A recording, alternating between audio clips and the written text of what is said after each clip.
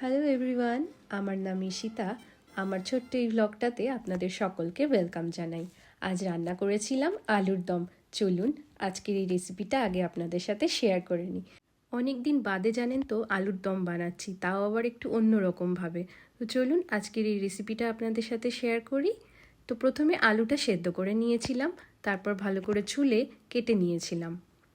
তো কড়াইটা গরম করে এবার একটু তেল দিয়ে দিলাম, তারপর আমি কেটে রাখা একটা পেঁয়াজ ভালো করে বেরেস্তার মতো করে ভেজে নেব। নভেম্বর মাসের এই লাস্ট দুটো সপ্তাহ ধরে জানেন তো এখানে ব্ল্যাক ফ্রাইডে সেল চলে। বাড়ির খুব কাছেই যেহেতু একটা নতুন শপিং মল খুলেছে, তাই জন্য না এরা এখানে ওপেনিং ডিসকাউন্ট হিসেবেও আরও কিছু ডিসকাউন্ট দিচ্ছে। সেটা চলবে আবার এক সপ্তাহ ধরে। তো সেখানেই আজকে যাব ভেবেছি। জানেন তো জার্মানিতে না আলুর একটা বিশাল ক্রেজ রয়েছে।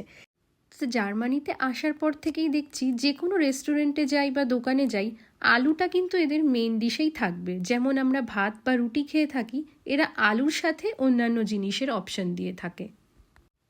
তো আদাটা কষতে কষতে এবার দিয়ে দিচ্ছি গুঁড়ো মশলাগুলো। কিছুটা নিয়েছিলাম ধনে গুঁড়ো আর জিরে গুঁড়ো আর সামান্য একটু হলুদ। তারপর এটা কষিয়ে নিয়ে দিয়ে দেবো এর মধ্যে সামান্য একটু জল। যেহেতু খুব অল্প তেলেই বানাচ্ছি, তাই জন্য একটু জল দিয়েই এটাকে কষবো। এরপর একটা বাটিতে আমি কিছুটা পরিমাণ টক দই আর কাশ্মীরি লঙ্কার গুঁড়ো মিশিয়ে রেখেছিলাম, সেটাই এবার আরেকটু কষিয়ে নেব। এখানে যেহেতু খুব তাড়াতাড়ি রাত্রিবেলায় দোকানগুলো বন্ধ হয়ে যায়, তাই জন্য আমাদের আজকে একটু তাড়াতাড়ি বেরিয়ে যেতে হবে। আর অগত্যা রান্নাটা আমাকে আজকে তাড়াতাড়ি করে নিতে হলো। মশলাটা কষে গেলে এবার দিয়ে দেবো সেই ভেজে রাখা বেরেস্তাটা। তারপর আরও একটুখানি নেড়েচেড়ে দিয়ে দেব ভেজে রাখা সেই আলুগুলো। আলুটা দিয়ে আমি আরও একটুখানি নেড়েচেড়ে কষিয়ে নেব।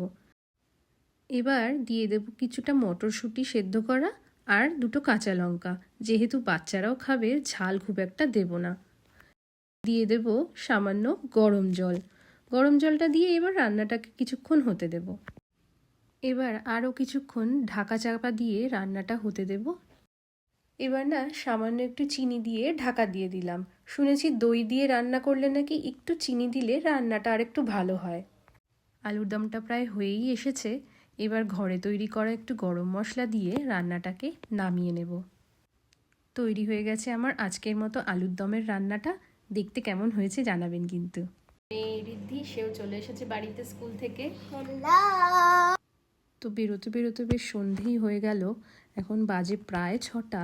তো আমাদের শপিং করতে করতে কতটা সময় লাগবে জানি না, যেহেতু আবার এখানে রাত 8টার মধ্যেই সমস্ত দোকান বন্ধ হয়ে যায়।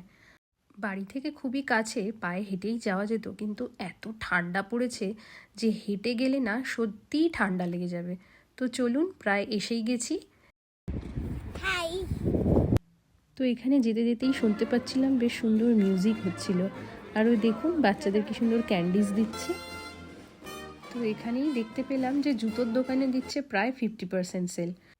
দোকানে ঢুকেই দেখছি এরা এগুলো হাতে নিয়ে নিয়েছে। ভূতের মুখওয়ালা না শিম্পাঞ্জির মুখওয়ালা দেখছি হাউস শু। আমি পছন্দ করলাম এই শুটা। এটাতেও প্রায় 45% মতন সেল দিয়েছিল। তো বেশ ভালোই লাগলো, আর লাইট ওয়েটও ছিল। তো আজ না এখানে বেশ ভালো রকমের সেলে 4 জনের জন্যই জুতো নিয়ে নিয়েছি। কেনাকাটা করে এবার তো বাড়ি ফেরার পালা। তো চলুন আজকের মতো এই ব্লগটা এখানেই শেষ করছি। দেখা হচ্ছে খুব তাড়াতাড়ি নতুন আরেকটা ব্লগে।